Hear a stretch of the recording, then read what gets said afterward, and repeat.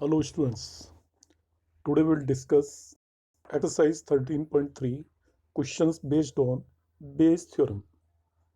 Previous video में मैंने question number 6 तक आपको बताए थे बेस थ्योरम के। तो बेस थ्योरम में जो आपको कंसेप्ट ध्यान रखना है उसे मैं फिर से रिपीट कर रहा हूँ।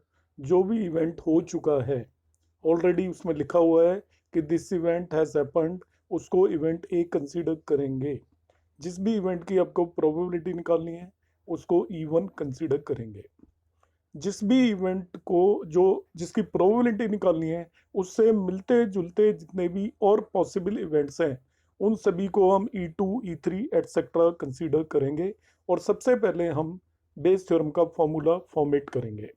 फॉर्मूला बनाने के बाद हम P E1 E2 E3 etcetera जो भी टर्म है उनकी प्रोबेबिलिटीज निकालेंगे और फिर उन्हें हम बेस थ्योरम का जो अपना फॉर्मूला बनाया है उसमें प्लेस कर देंगे। इस तरीके से हम क्वेश्चन को करने में कैपेबल होंगे। दोस्तों जिन्होंने अभी तक हमारी क्लासेस ज्वाइन नहीं की है और जो इंटरेस्टेड हैं वो नीचे दिए हुए नंबरों पर कांटेक्ट कर सकते हैं, व्हाट्सएप मैसेज भेज सकते हैं। आगे हम बात करने वाले हैं क्वेश्चन नंबर 7 की। An insurance company insured 2000 scooter drivers, 4000 car drivers and 6000 truck drivers. The probability of accidents are given. Now you come to the last line and read it as English language and understand this. One of the insured person meet with an accident. Means this event has happened. One of the insured person meet with accident, इसको event A consider कर लेंगे। जो भी event हो चुका है always we will consider it as A. What is the probability that he is a scooter driver? अब probability निकालनी है उसके स्कूटर ड्राइवर होने की। इवन हमने मान लिया ही इज स्कूटर ड्राइवर, तो आपको इमीडिएटली देख लीजिए वहाँ कितने तरीके के ड्राइवर दे रखे हैं जिनका एक्सीडेंट हो सकता है। तो वहाँ पे ट्रक ड्राइवर भी दिया हुआ है, कार ड्राइवर भी दिया हुआ है। तो E1 आपने स्कूटर ड्राइवर माना तो E2 आपका कार ड्राइवर मान लीजिए और E3 आप इवेंट उसको ट्रक ड्राइवर मान लीजिए। अब क्लियरली आपको निकालना है P E1/A कि वो एक्सीडेंट हो चुका है तो उसके स्कूटर ड्राइवर होने की प्रोबेबिलिटी। तो फर्स्ट ऑफ ऑल जैसे मैंने बताया you prepare the formula P E1/A। तो फॉर्मूला होगा आपका P1 और E1/A निकाल रहे हो तो इसको जस्ट रिवर्स कर दीजिए इनटू PA E1। अब डिनोमिनेटर में ऐसे ही सभी कॉम्बिनेशन बनेंगे P1 PA E1 PE2 PA2 PE3 PA3।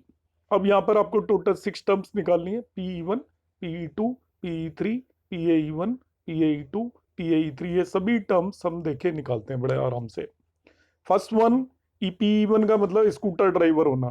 तो आप देखिए टोटल कितने व्हीकल्स दिए हुए हैं यहाँ पे, 2000 scooter, 4000 car and 6000 truck driver. Total 12000 आपके व्हीकल्स दिए हुए हैं। तो उसमें से स्कूटर ड्राइवर होने की प्रोबेबिलिटी कितनी होगी?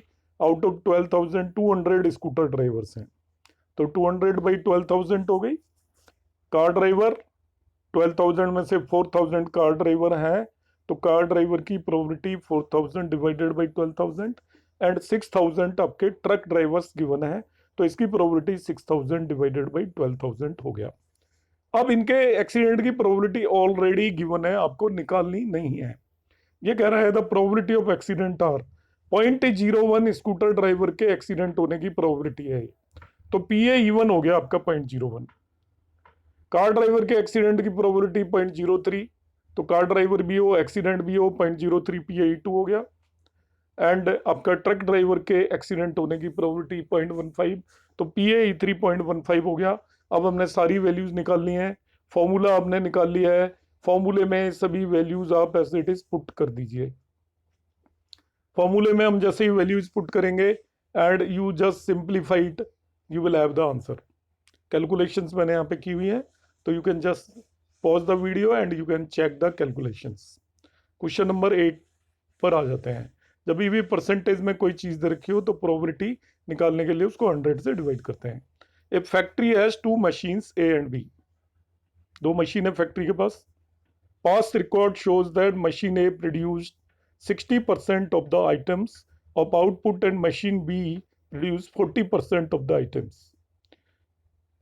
Future 2% of the item produced by the machine A and 1% by the machine B were defective. Further होगा ये बीच में, फ्यूचर नहीं लिखा हुआ है, ये फर्दर होगा यहाँ पर। All the items are put into one stock pile and then one item is chosen random from this and is found to be defective। ए पता चल गया। Read it as English language. क्या दिया हुआ है? Item chosen is found to be defective, तो this event has happened. तो A is item is defective. A event आपने लेट कर लिया, let A event item is defective. अब आ जाते हैं दूसरी बात पर। What is the probability that that item produce by machine B? तो item produce by machine A आप कंसिडर कर लीजिए E1, मशीन बी कंसिडर कर लीजिए E2। तो अब आपको कैलकुलेट करना है वही PE1 ऑब्लिक ए। PE1 यहाँ पे एक्स ले लिया है तो आप कोई बात नहीं, एक्स ले रखा है, एक्स की जगह आप ए रख देना। PE1 oblique A. एक्चुअली यहाँ पे वो आइटम निकलवा रहा है produce by the machine B, तो PE2 ऑब्लिक ए निकालना है। अब इस क्वेश्चन में बाय द वे प्रिंट में एक्स आ गया है तो मैं एक्स लेके समझा देता हूँ, आप ए लेके कर सकते हैं। तो आपको PE2 ऑब्लिक एक्स निकालना है। तो PE2 ऑब्लिक एक्स का बिल्कुल वैसे ही फॉर्मूला बना लीजिए। सबसे पहले PE2 इंटू PXE2 और डिनोमिनेटर में ऐसे ही सारे केसेस आ जाएंगे, PE1 PAE1 XE1 and PE2 PXE2। अब इन सभी की प्रोबेबिलिटी भी इस क्वेश्चन में सीधा ही दी हुई है, कोई प्रॉब्लम ही नहीं है। ये कह रहा है कि machine A machine produce 60% of item, तो किसी भी उसके आइटम के मशीन ए में से होने की प्रोबेबिलिटी P1 60%, मतलब 60/100। ऐसे PE2 आपका 40% मीन्स 40/100 हो गया। Now probability that machine A produces defective item, तो PA ऑब्लिक ई वो गिवन है उसमें क्वेश्चन में। 1% प्रोड्यूस करती है machine, 2% of the item produce by machine A R defective. तो ए के डिफेक्टिव प्रोड्यूस होने की probability means PX oblique E1 2/100 हो गई और PX ऑब्लिक E2 ऐसे ही 1/100। ये सभी कुछ दिया हुआ है, आप इस फॉर्मूले में इसको पुट कर दीजिए and you will have your answer.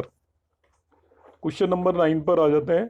Two groups are competing for the position of board of directors of a corporation. The probabilities that first and the second groups will win are 0.6 and 0.4. Further, if the first group wins, the probability of introducing a new product is 0.7 and the corresponding probability is 0.3 for the second group. अब इसके बाद बात करते हैं formula बनाने की terms की। तो फर्स्ट वन आ रहा है find the probability that new product introduced by the second group. अब इसमें सब कुछ हिडन है। New product introduced by the second group, तो ये हिडन क्या हो गया कि सेकंड ग्रुप विन किया है, द सेकंड ग्रुप विन किया है और उसने न्यू प्रोडक्ट इंट्रोड्यूस किया है। इस बात की प्रोबेबिलिटी निकालनी है। यहाँ पे उसने एज ए लैंग्वेज नहीं लिखा है, सेकंड ग्रुप विन किया है and then you find the probability that new product is introduced. उसकी बजाय उसने लैंग्वेज को एक सिंगल सेंटेंस में लिख दिया है, find the probability that new product is introduced by second group. तो इसमें हिडन है कि सॉरी सेकंड ग्रुप ही विन किया है। तो इवेंट ए हम कंसीडर कर लेते हैं। यहाँ पर E1 एंड E2 आपका कंसीडर कर लिया। E1 the respective event that the first group and the E2 is the second group win कर रहा है और न्यू प्रोडक्ट आपका इंट्रोड्यूस कर दिया है, दैट इज इवेंट ए। तो इवेंट ए हमने कंसीडर कर लिया, new product is introduce and it is introduce by the second group, means आपको PE2 ऑब्लिक ए कैलकुलेट करना है। इस क्वेश्चन में PE2 ऑब्लिक ए कैलकुलेट करना है, so just prepare the formula for PE2 oblique A. तो आपको formula बनाना अब तक आ गया होगा। PE2 लिखिए और ये E2 ऑब्लिक ए को PA ऑब्लिक E2 इसका अपोजिट लिख दीजिए और डिनोमिनेटर में ऐसे सभी केसेस आ जाएंगे, PE1 PAE1 plus PE2 PAE2। अब इन सभी की प्रोबेबिलिटी हम क्वेश्चन में देख लेते हैं। फर्स्ट ग्रुप विन हो रहा है PE1, उसकी प्रोबेबिलिटी 0.6 गिवन है। सेकंड ग्रुप विन हो रहा है, उसकी प्रोबेबिलिटी 0.4 गिवन है क्वेश्चन के अंदर। फर्स्ट विन होके न्यू प्रोडक्ट इंट्रोड्यूस कर रहा है, उसकी प्रोबेबिलिटी 0.7 दी हुई है और सेकंड विन होके न्यू प्रोडक्ट इंट्रोड्यूस कर रहा है, उसकी प्रोबेबिलिटी 0.3 दी हुई है। तो everything is given in the question, you just prepare the formula and put the values. अब जैसे ही वैल्यू पुट करेंगे आप कैलकुलेशन से you will get the answer. 10th question discuss करते हैं हम। Suppose girl throw a die, if she gets 5 or 6, she tosses a coin 3 times and notes the number of heads. If she gets 1, 2, 3 or 4, मतलब 5, 6 आ रहा है तो then she tosses a coin 3 times. If she gets 1, 2, 3 or 4, she tosses a coin once and note whether a head or tail is obtained. If she obtained exactly one head, event कौन सा हो चुका है, ए पता चल गया। She obtained exactly one head. What is the probability that she threw 1, 2, 3, 4? तो even die consider कर लीजिए, शी थ्रू 1, 2, 3, 4, या आप इवन कंसिडर कर लीजिए शी थ्रू 5, 6, और E2 कंसिडर कर लीजिए शी थ्रू 1, 2, 3, 4। तो यहाँ पे इवेंट हो चुका है कि she obtained exactly one head, इसको ए कंसिडर कर लिया। शी थ्रू 1, 2 इसको हमने इवेंट कंसीडर कर लेंगे, सॉरी 5, 6 इसको इवेंट अपने इवन कंसीडर कर लिया। एंड शी थ्रू 1, 2, 3, 4 इसको इवेंट अपने E2 कंसीडर कर लिया। आपको फिर E2 ऑब्लिक ए निकालना है, बिल्कुल ये फॉर्मूला आएगा जो ऊपर लिखा हुआ है। फॉर्मूला बदलने वाला नहीं है, सभी क्वेश्चनों में सेम ही रहने वाला है। अब हम एक एक करके सारी चीजें निकाल लेते हैं। यहाँ पे बिल्कुल सिंपल है। P1 ऑलरेडी दे रखा है, एक डाइस को थ्रो करोगे तो 5 और 6 आने की प्रोबेबिलिटी 2/6 हो जाएगी। P2 का मतलब है डाइस को थ्रो करने में 1, 2, 3, 4 आना, उसकी प्रोबेबिलिटी 4/6 आ गई। अब इसको ध्यान से देखिए, पी ए ऑब्लिक इवन कि एग्जैक्टली वन हेड आ रहा है। जब आप इवन का मतलब जब डाइस पे आपका 5 और 6 आ रहा है तब आप उसको टॉस करते हो कॉइन को 3 टाइम्स। तो सैंपल स्पेस में 8 एलिमेंट आएंगे, उसमें एग्जैक्टली वन हेड की प्रोबेबिलिटी 3/8 आएगी। तो एग्जैक्टली वन हेड की प्रोबेबिलिटी हमने ले ली यहां पर 3/8। अब sample space banana, HHH, HHT, STH, THH, STT, TST, TTH and TTT। तो एग्जैक्टली वन हेड की प्रोबेबिलिटी 3 केसेस में आएगी, 3/8 प्रोबेबिलिटी होगी इस केस में। तो PA ऑब्लिक इवन जब वो 5, 6 थ्रो करती है तो 3 कॉइन को टॉस करेगी, एग्जैक्टली वन हेड होने की प्रोबेबिलिटी 3/8 होगी। मगर वो जब 1, 2, 3, 4 थ्रो करती है PAE2, तब केवल एक कॉइन को टॉस करती है, उसमें एग्जैक्टली वन हेड होने की प्रोबेबिलिटी 1/2 आएगी। तो PAE2 1/2 हो गया। तो हमने PAE1 निकाल लिया, PE2 निकाल लिया, PAE1 और PAE2 सभी कुछ हमें पता चल गया है। You put the values in this one particular formula. Question number 11 पे आ जाते हैं अब हम। ए manufacturer has 3 machines A, B and C. The first operator A produces 1% defective item. Other two operator B and C produce 5 and 7% defective items. A is on the job for 50% of the time, B is on the job for 30% of the time, C is on the job for 20% of time. A defective item is produced. तो event कौन सा हो चुका है कि item produce जो हुआ है वो डिफेक्टिव है, उसे ए मान लिया। What is the probability that was produced by A?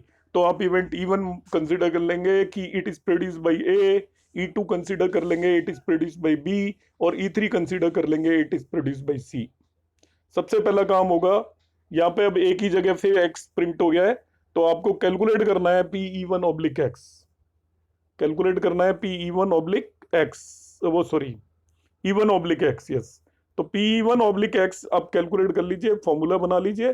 PE1 आएगा और PXE1, और डिनोमिनेटर में ऐसे सभी केसेस आ जाएंगे, P1 PXE1, P2 PXE2, P3 PXE3। अब इन सभी की प्रोबेबिलिटीज निकाल लीजिए। PE1 बहुत सिंपल है, आपको दे रखा है कि ए प्रोड्यूस करता है 50% ऑफ आइटम्स, तो PE1 50/100 हो गया। PE2 बी प्रोड्यूस करता है 30% ऑफ द आइटम, तो PE2 आपका 30/100 हो गया, PE3 20/100 हो गया। और इनके डिफेक्टिव की प्रोबेबिलिटी भी ऑलरेडी दे रखी है। ए जो भी प्रोड्यूस करेगा उसके 1% डिफेक्टिव होंगे, तो ए प्रोड्यूस कर रहा है और उसमें डिफेक्टिव होने की प्रोबेबिलिटी 1/100 हो गई। बी प्रोड्यूस कर रहा है तो 5% है, तो 5/100 होगी, और सी की 7/100 हो गई। इस तरीके से ये सभी वैल्यूज आ गई है, इन्हें आप इस फॉर्मूले में पुट कर दीजिए 1 by 1, and after calculation you will get the answer. Calculation part में यहाँ एक्सप्लेन नहीं कर रहा हूँ, तो वो आप अपना आप कर सकते हैं सेपरेटली, और कोई डाउट होता है तो आप फिर कमेंट बॉक्स में डालिएगा, मैं उसे भी एक्सप्लेन कर दूंगा।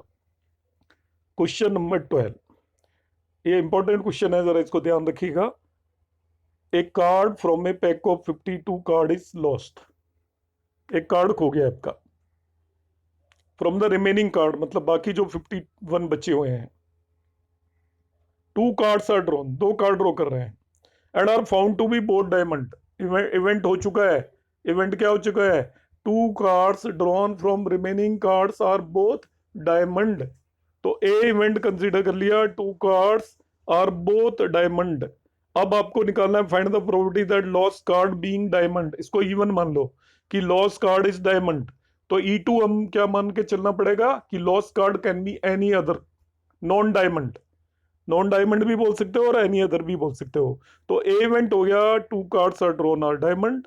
Even event the lost card is diamond. और E2 event that 2 cards the lost card is non diamond. तो सबसे पहला काम कर लेते हैं हम फॉर्मूला बनाने का। तो फॉर्मूला यहाँ पे बना लिया हमने। P1 ऑब्लिक ए निकालना है, that is equal to P1 dot PA1 हो गया upon P1 PA1 plus P2 PA2। तो फॉर्मूला हमारे क्वेश्चन में सेम बना रहे हैं। अब सबसे पहले हम बात कर लेते हैं P1 की। P1 का मतलब है लॉस्ट कार्ड इज डायमंड। तो डायमंड 13 होते हैं, टोटल कार्ड 52 होते हैं, तो लॉस्ट कार्ड के डायमंड होने की प्रोबेबिलिटी 13/52। PA2 वो sorry P2 lost card is not diamond. तो बाकी नॉन डायमंड आपके पास ओवरऑल 39 कार्ड्स होते हैं, तो उसकी प्रोबेबिलिटी 3/4 हो गई। अब आ जाते हैं दूसरी बात पर। अब हम निकालेंगे PA even का मतलब है आपका लॉस्ट कार्ड जब डायमंड है तो 2 कार्ड के डायमंड होने की प्रोबेबिलिटी। तो यहां पे ध्यान से देखिएगा, लॉस्ट कार्ड डायमंड का मतलब डायमंड एक कम हो गया और टोटल में से भी एक कम हो गया। तो अब जो 2 कार्ड ड्रॉ कर रहे हैं उनके डायमंड होने की प्रोबेबिलिटी होगी, क्योंकि अब डायमंड आपके पास केवल 12 है, तो डायमंड होने की प्रोबेबिलिटी होगी 12C2। और टोटल 2 कार्ड निकालने के तरीके हो गए 51C2, क्योंकि हमारे पास केवल 12 डायमंड है और 51 टोटल कार्ड्स है। इसको हम कैलकुलेट कर लेते हैं। अब लॉस्ट कार्ड जब नॉन डायमंड है तब 2 डायमंड ड्रॉ होने की प्रोबेबिलिटी। तो लॉस्ट कार्ड नॉन डायमंड है तो आपके पास पूरे के पूरे 13 डायमंड अवेलेबल है, तो उसकी प्रोबेबिलिटी आपकी आ जाएगी 13C2 divided by 51C2। Denominator में 51 इसलिए लिया है, एक कार्ड लॉस हो चुका है तो हमारे पास केवल 51 कार्ड्स है। इसको भी हम कैलकुलेट कर देंगे, यहाँ पे कैलकुलेशन आपको दिखाई हुई है। तो 26 डिवाइडेड बाई 425 होगा। इन सभी वैल्यूज को हम इसमें फॉर्मूले में पुट करेंगे and after calculation you will get the answer. Question number 13 पर आ जाते हैं। Probability that A speak truth is 4/5। A coin is tossed, A report that A head appears. मतलब इवेंट जो हो चुका है वो है head appears. The probability that there was probability that actually there was head. तो इवन इवेंट कंसीडर कर देंगे एक्चुअली देयर वाज हेड, और E2 कंसीडर करेंगे actually there was not head.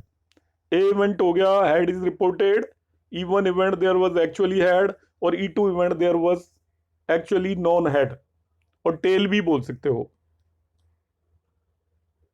अब एक्चुअली हेड और एक्चुअली नॉन हेड का मतलब ये हो गया कि वो हेड रिपोर्ट कर रहा है तो फॉल्स बोल रहा है।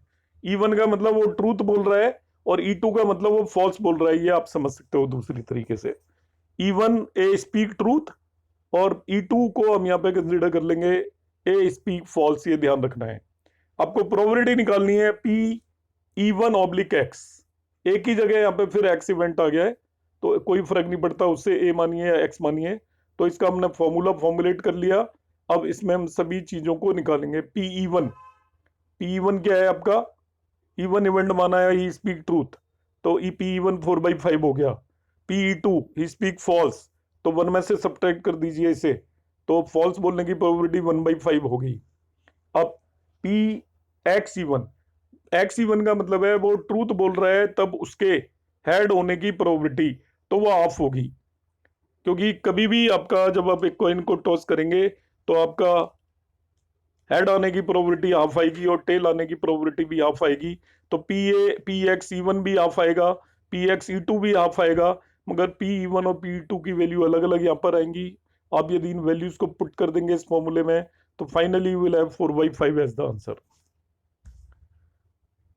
Question number 14, if A and B are 2 events such that A is subset of B। PB is not equal to 0, then which of the following is correct? अब देखिए क्या होता है, ए बी का सबसेट हो तो A intersection B equal to A हो जाता है, A intersection B is equal to A हो जाता है। तो इन दैट केस आपका P A will be less than P B होगा, P A less than P B हो जाएगा, क्योंकि ए में नंबर ऑफ एलिमेंट बी से कम है, तो P A less than P B हो जाएगा। तो पी ए ऑब्लिक बी की वैल्यू आप कैलकुलेट करोगे तो पी ए इंटरसेक्शन बी, जैसे अभी मैंने आपको बताया था, P A upon P B हो जाएगा, that is not equal to P B by P A. ऐसे पी ए ऑब्लिक बी की वैल्यू आपकी P A by P B आ गई। अब P B less than equal to 1 है, इसलिए 1 upon P B will be greater than 1 होगा, क्योंकि पी बी लेस देन 1 है इसलिए 1 upon P B greater than 1 होगा। इसको दोनों तरफ पी ए से मल्टीप्लाई कर दीजिए, P A upon P B will be greater than P A आ जाएगा। इससे ये P upon P B actually P A oblique B है, and that will be greater than P A होगा। मैं फिर से एक्सप्लेन कर रहा हूँ, P A oblique B P A intersection B divided by P B होता है, मगर ए सबसेट ऑफ बी दे रखा है, इसलिए P A intersection B P A हो जाएगा, इसलिए it is equal to P A upon P B आ गया। अब हमें मालूम है कि पी बी कोई भी प्रोबेबिलिटी कभी भी लेस देन इक्वल टू 1 होती है, तो P B less than equal to 1 है, तो 1 upon P B greater than equal to 1 होगा, रेसिप्रोकल। इसको पी ए से बोथ साइड मल्टीप्लाई कर दीजिए, तो P A upon P B will be greater than equal to A आ जाएगा। और P A upon P B हम पहले ही निकाल चुके हैं, ये पी ए ऑब्लिक बी है, इसलिए P A oblique B greater than P A होगा, and that would be the answer of this one particular question.